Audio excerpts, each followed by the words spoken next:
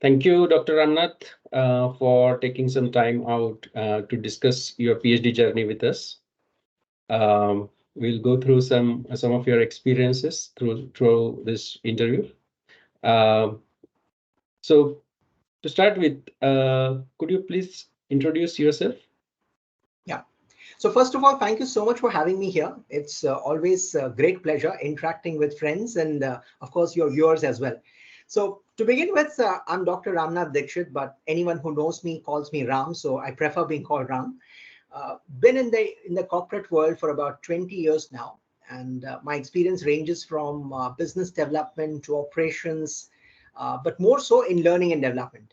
So that was always my true calling. So for the past 10 plus years now, I've been facilitating behavioral training programs for organizations across the globe. So I travel quite a lot for my work.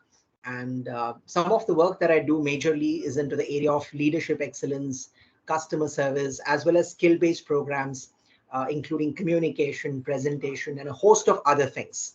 So that's precisely what I've been doing in my own entity, which is called Squirrel Interventions. Okay, And doing that quite happily over the past so many years. great. So what was your qualification prior to PhD? Well, I happened to be a commerce graduate. Then I did my MBA and then finally decided to take a plunge in the training and development field. So I did things like diploma in training and development and plus other certifications in training and development as well. But I thought it would be a great value addition to do PhD for several reasons.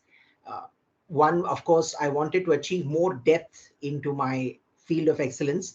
But one thing that was a bigger trigger was that my conversation with several organizational leaders, where they said that training programs are very well received. People look forward to attending those training programs, but when they go back, they actually don't apply. And that's true for majority of training programs that you see across the globe, not just in India.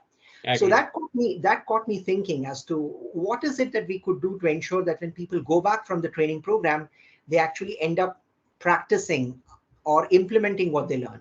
So therefore, I decided to do my PhD in an area called training transfer. So I ended up looking at what are the different tools and techniques that learners or participants can actually use in order to apply and implement what they learn in a training program and get the best value out of it. So that's been the journey so far. I also did another certification in the meanwhile called Transfer Designer, which also focuses on the same elements of implementing what you learn in a training workshop. So that's been the journey so far, and hopefully it will only be more exciting from here on.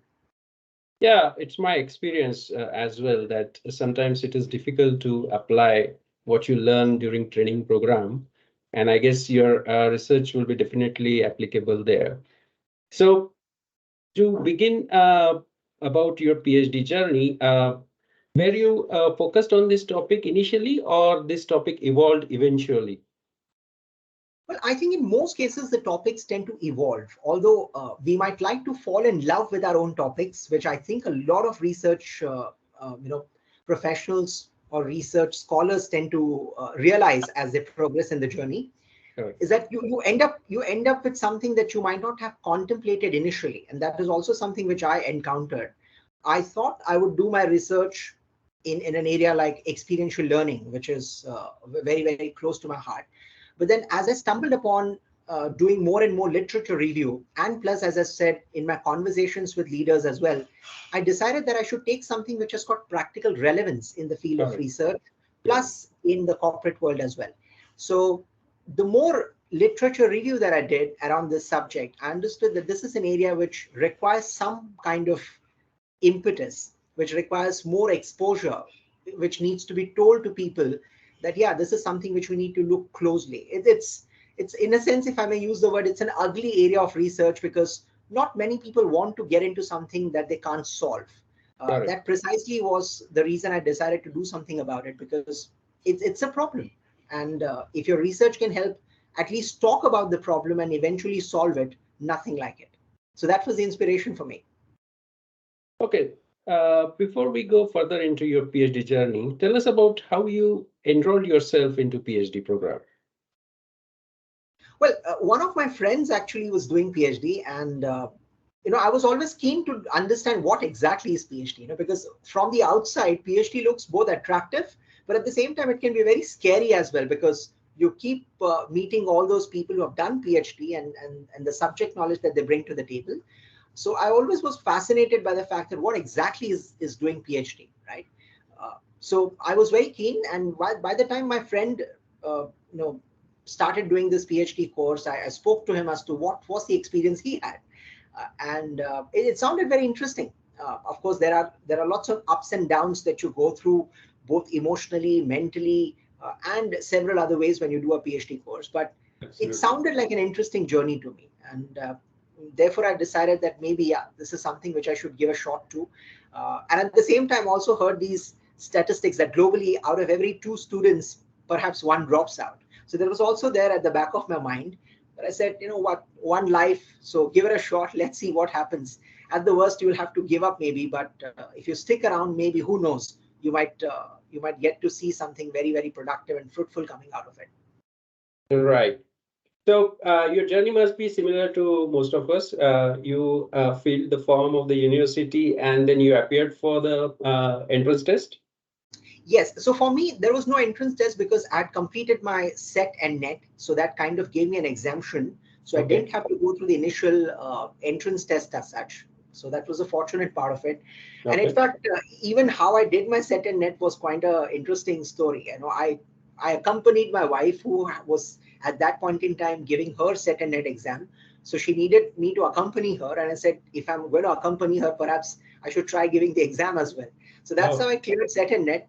And because I had set and net and I had this excitement of knowing what PhD is, I said, why not? It seems like a predestined journey for me. So let's look at it.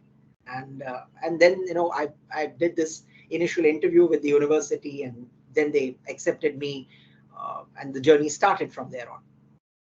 so what was the process of identifying a supervisor for you? Because I think our audience and everybody understands supervisor plays a key role in your PhD journey. Absolutely.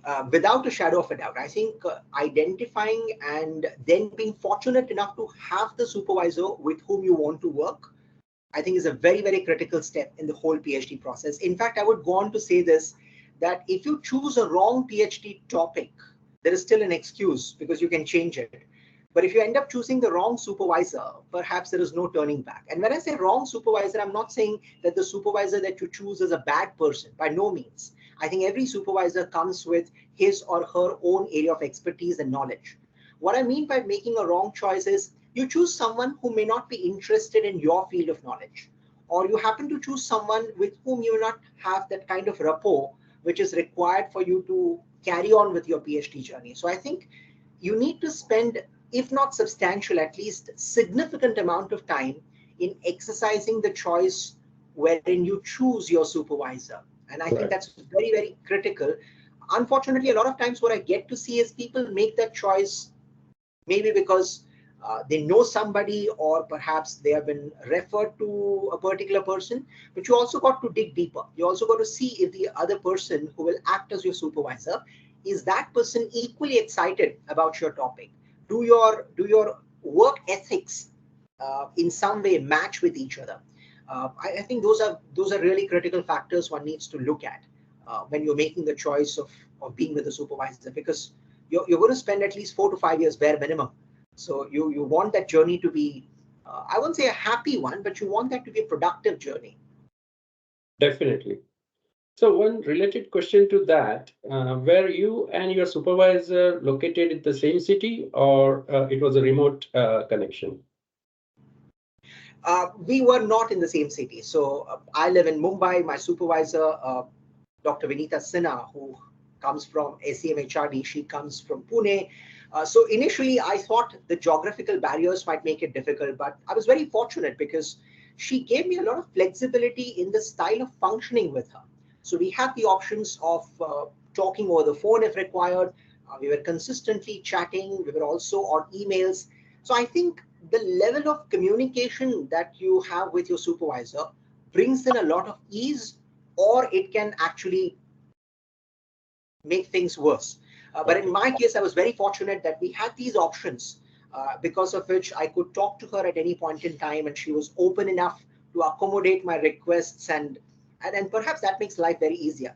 So although you might want to look at geographical convenience as well, that could be one of your criteria. But having said that, that may not always be a possibility. But I think that should not be a handicap, especially in the times that we're living in, where technology is a game changer. So what you really need to look at is, am I working with the right person, someone who knows about my subject, someone who's excited about my topic? I think those are elements which are far more important than the geographical convenience factor. But yeah, I mean, if you have geographical convenience as well, along with the other earlier 2 points that I mentioned, then what else do you need? Right. Okay. Moving on to the next step in PhD journey is typically a lot of people go through pre-PhD course. So did you also attend any pre-PhD course? All right. So what do you mean exactly by pre-PhD? I mean, is Yeah, that something? many students are not aware on the intricacies of the research process or literature review or philosophical aspects. So universities conduct pre-PhD course before you actually start researching. So I want to understand whether you have gone through it and what was your experience. No, I did not go through any pre-PhD course by the definition that you're sharing with me. In fact, for me, it was all about coursework once I got registered. But I think if you have any access to a pre-PhD course, that might be a good idea, because it tells you whether you want to do a PhD or not. And I think once you attend a pre-PhD course, if you take that call that PhD is not for me, I think that's not the worst thing in the world to happen, because it's an investment of a lifetime. You're going to spend at least 4 to 5 years of your career in doing something that you wanted to do. So you better make that call pretty early in your career. So I think if you have the access, by all means go for it. If you don't, it's again not the end of the world. Perhaps you might still want to have conversations with people who have done PhD or who are doing it, just to get to know what the journey looks like. Right. And how coursework helped you preparing your research proposal? Absolutely, in every which ways. I would say if I have to share the credit of having completed my PhD successfully, I would say bulk of that goes to the coursework. I would say half and half. If I have to share the credit, half of that would go to my supervisor and half of that to my coursework. For the simple reason, coursework gives you exposure. And it's not just about understanding the subjects or the nuances of research, but it also allows you the opportunity to talk to several other people who are with you on that journey. I mean, you could Right. have people from different faculties, but what is important is you understand the fact that everyone comes with the same set of excitement and the same set of fears as well. So knowing that you have other people with you on the journey is a great launch pad for your PhD journey. You also make network. You also talk to people. You understand and learn from their experiences. Perhaps some of them might have already tried doing a PhD earlier, but may not have been successful. And some of them might be doing full-time PhD. So you get to see a variety of people. And I think that adds to your repertoire of knowledge. So coursework, therefore, is something which I definitely recommend to anyone.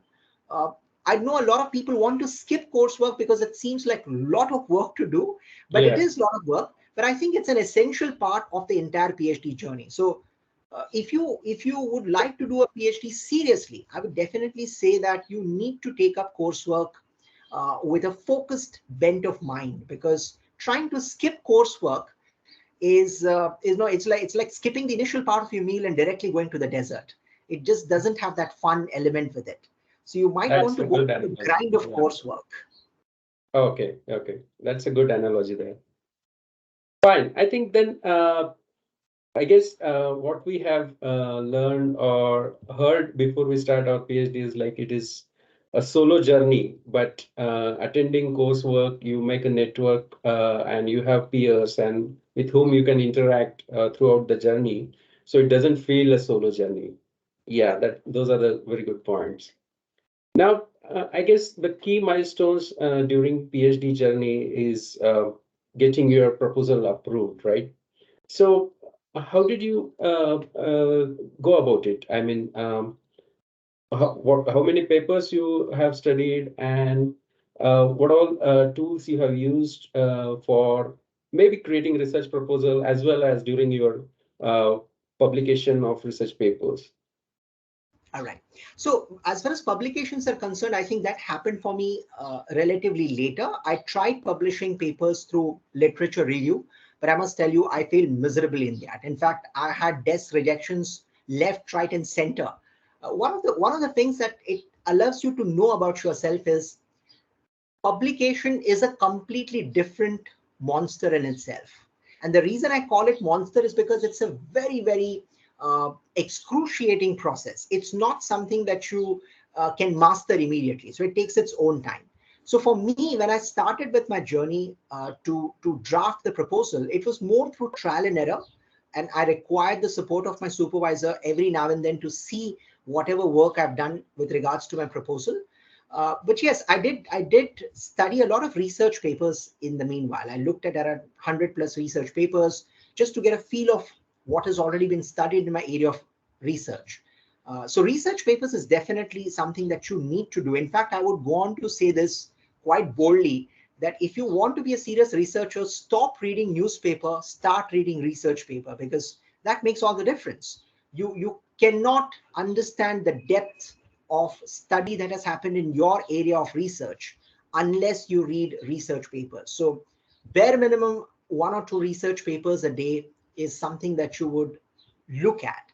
There are some research papers that you want to go deeper, but of course there are also research papers where you skim through them to understand and get a feel of what is the research paper talking about. So I think reading research papers is something that you must equip yourself as an essential skill in the whole journey of doing PhD. It's not just meant while you're doing literature review, but it's something that you keep doing throughout your entire journey to hone and make sure that your proposal, your thesis is that much more polished and refined. So yeah, I would say that that is an essential part of it. Yeah, I think that theme is coming out in our other discussions as well. I think you aptly put it, read research papers once you are into PhD than newspaper. Great. So you then formed your research proposal. You must have presented it to a set of panel who approved it. What were the next steps you took after your research proposal was approved? Before I talk about the acceptance of my research proposal, I must also tell you that it was not that really straightforward for me in the research committee meeting, though. In fact, there came a time where I thought my research proposal might not be accepted. So it did take some convincing on my part, and of course, with some suggestions from my supervisor as well. We both were able to convince the jury that it's an important topic. But all I'm trying to say here is that you might have a topic which deserves to be studied. You might have a topic which might be relevant, but at the end of the day, it's your ability to convince the committee that what you're doing is meaningful. I think that is something which a lot of people are not prepared for. And therefore, in spite of having the right topic, they might fumble, they might falter. So it's important that you spend substantial amount of time perfecting your proposal and practicing delivering that proposal. So it might be a good idea to talk about your research proposal to 5, 6 people, share your idea with them, get to know their feedback, because by the time you reach the committee discussion stage, you want to be fairly confident about your topics. You don't want your topic to be shot down just because you're ill prepared. You can't afford to do that once you reach that stage. So that's answering part of your question. Right. What did I do after my proposal was accepted? I think I was fairly happy. I thought for a moment that I've achieved my PhD. So even the acceptance of your proposal is something that calls for a celebration. Let me put it that way. A lot of people just look at it as a milestone, but I look at it as a celebratory milestone because it means you're kickstarting your PhD journey. Right. So your topic has been accepted, which is a great thing to happen. Of course, hard work only begins from there and it exponentially increases on the way, but it's a good start. So once your proposal is accepted, I think you then uh, go skin deep into the area of research, wherein you start looking at more research papers. You start looking at how can you work on the research design, how would your entire research look. This means you got to make sure that you're in consistent conversation and communication with your supervisor. because this is a place where a lot of times people can be very complacent because your topic gets accepted and they lose their way. So it's important that you make sure that you have enough discipline to make sure that your research design is in place. How does your research journey look? So plan for every 6 months or every quarter rather than looking at the next 3 or 4 years. Because when you give yourself 3 or 4 years, it's really hard to plan for a span of 3 to 4 years. So plan quarter to quarter, or perhaps 6 months to 6 months, where you also have the progress reviews happening every 6 months. So I think that's a great thing to happen because it allows you the chance to look back at what you've done in that 6-month period. So that's what I precisely did. I looked at what my research journey looks like in the next 6 months to an year's time frame, created my research design, got it perfected and accepted and approved with my supervisor, and started working on how the data collection would look like, and on what kind of results am I expecting by the end of it. So it's a bird's eye view. It's a 20,000 feet view of what your journey might look like. But I think it's an essential thing to do when you're starting with your research journey once the proposal is accepted. Right. So I just want to ask one question there. Did you had any disagreements with your supervisor with respect to how you are going to do your research and how you handled it? Well, I would say in terms of disagreements, it is, if you do not have disagreements, there is something fundamentally wrong in the whole idea of doing research, for that matter. But I would say we always had disagreements where we looked at how could we do this better.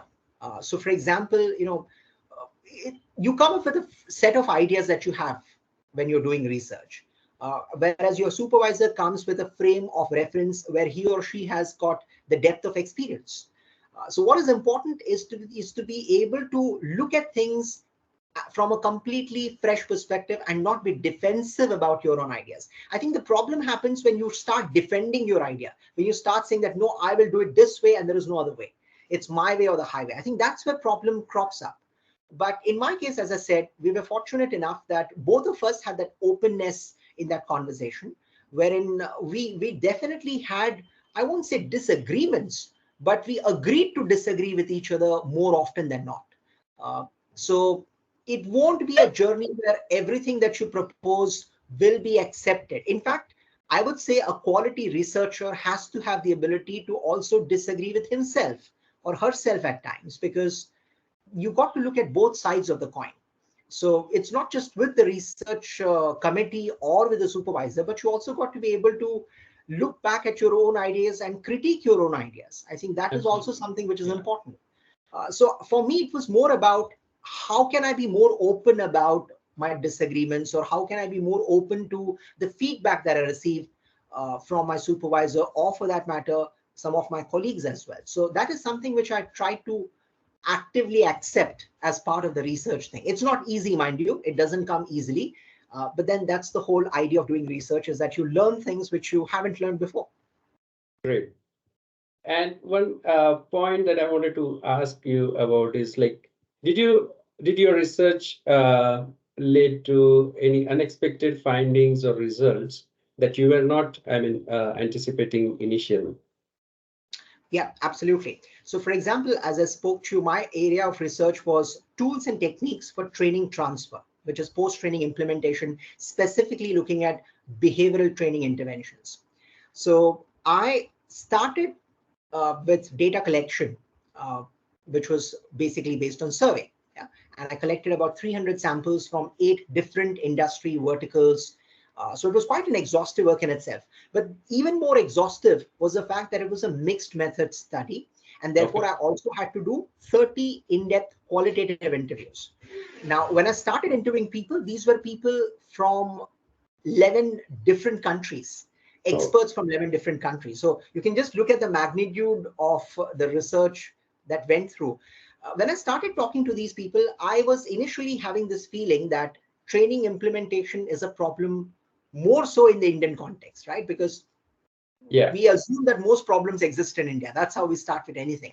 But to my utter surprise, I found that training transfer was a global phenomenon, that it was a problem in almost any country that I spoke to, whether it was US, I spoke to people from Middle East, I spoke to someone from Myanmar, from the UK, from several other nations, including European countries as well. And everywhere, I found that not more than 20% of what people learn in a training workshop gets implemented. So that's a global problem. It's not just an Indian problem. And that was an eye opener for me. And because that was an eye opener for me, I think my interviews became all the more interesting for me. If I may use the word, luckily, COVID struck us at that point in time, because of which I could do all online interviews with people. Otherwise, it would have been really difficult for me to make that happen. But yeah, I think that was definitely a game changer for me. In fact, I stumbled upon some great people from across the globe. For example, I happened to speak with a scientist called Dr. Ina Weinbauer-Heidel from Austria, who actually runs an institute called the Institute for Transfer Effectiveness. And she was graceful enough for me to have an opportunity to attend her course online. And I still remember during the COVID era, she sent me a box full of material from Austria. And I still wonder how that reached my place during the period of COVID. But I think all of this happened because of the interviews that I conducted with people. So in a sense, it was a revelation for me. And I think that is something which every researcher should look forward to, is that you will have lots of surprises in your journey. Some of them will be promising and fascinating. Some of them will be not so fascinating. But nonetheless, you will receive a lot of new things on the journey. So there will always be a novelty factor. And I think that is what makes the process interesting. Otherwise, it can be really dead and boring. So don't be interrupted or don't get perturbed by some of the unpleasant surprises that you may have on the way, because you need them.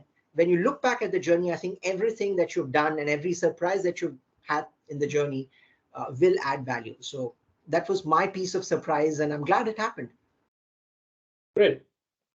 Now, coming back to your topic, you have done PhD, you wrote the thesis, you published few papers. How are you continuing to work in the same topic, or how are you continuing your research post PhD? Is my another question. Yeah, so in fact, when I was doing PhD, I also happened to had the opportunity of being part of some really fabulous projects. So one was with some of my colleagues, we designed a Udemy course called Transfer of Training, which is still live on Udemy. And it's been registered by over 170 participants from 21 different countries. So we did that while I was doing my PhD, and I continue to look at that even my post-PhD journey, because what I see is it is still a phenomena which needs to be looked with a lot of sensitivity and a lot of seriousness. So that allows me the opportunity to have conversations with people from different countries, from different industries, from different organizations, where I can tell them that, look, this is a problem that we need to encounter and we need to solve this problem. So that allows me the foot in the door opportunity to also have conversations with organizational leaders. So that I see as an extension of what I started in my PhD journey. On the research front, yes, of course, I tried to also co-author some papers with other people, which is still an ongoing process. And I must tell you, and I must admit this, that once you complete your PhD journey, you feel relaxed, and therefore publication doesn't seem like an important priority as it was during your PhD journey. But that doesn't mean you don't publish. I think publication is still something which I'm looking forward to. Possibly I'll look forward to prioritizing some of that in times to come. But yeah, I think it's more about doing practically relevant projects associated with your research topic. And I also happen to create a YouTube channel to educate people more about training transfer, also to help people understand how can they go back and apply. In fact, that came through my research itself. When I did surveys, I found out that a vast majority of people said that they would like to learn things which is video based. So that was a very, very effective and efficient tool that a lot of people vouched for. And that also allowed me the opportunity to start a YouTube channel in my name, so that I could educate people more about how could they go back and apply things.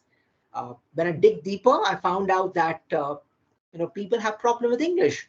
So I decided to also upload videos in 3 different languages, English, Hindi, and Marathi, which I continue to do now, and I'm getting great traction with that. So yeah, you have the Udemy course, you have a YouTube channel, and you have the publications, and plus you have people with whom I continue to have conversations with. So all in all, I would say that I find myself at a very promising spot at this stage, and That's great. Yeah. can't be more excited about it. Sure. I think for our audience, we will definitely publish your YouTube link in the description of the video.